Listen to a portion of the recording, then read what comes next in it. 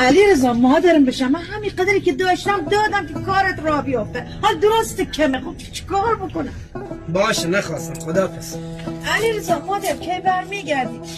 چه میدونم، معلوم نیست. خب ساعت چند برمیگردی؟ ای بابا نمیدونم، مگه من بچم هی زنگ میزنین میپرسین کجا میری کجا میای؟ اصلا برای چی میپرسی ساعت چند میام؟ مهمه؟ خیلی خوب، چرا اینقدر داد میزنی؟ خب گفتم ببینم ساعت چند میای، غذات گرم بکنم بگذارم جلو.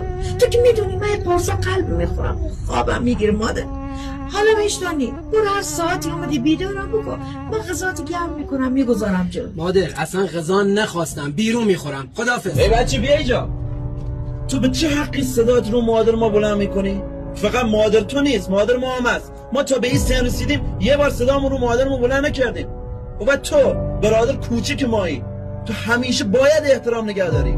همین مادر اگه دعاش پشتت نباشه، دلش ازت صاف نباشه، تو زندگیت هیچی نمیشی. اگرم میبینی الهی بهت گیر میدن، زنگ میزنن، چک میکنن کجایی چیکار میکنی، چون بچه‌شونی، نگرانتن.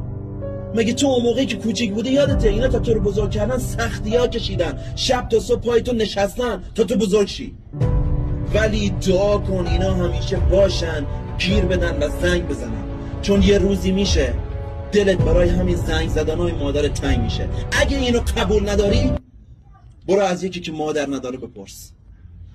مادر بیا بریم تو، غذات هم میتونی همون بیرون بخوری. هری مادر من رفتم. مادر علیرضا بیرون هیچی نخوری یه هم مریض میشی. خب شب وقتی برگشتیم من خوابم که بودم بیدارم کن، خودم غذا مشت گرم میکنم میگذارم جلو.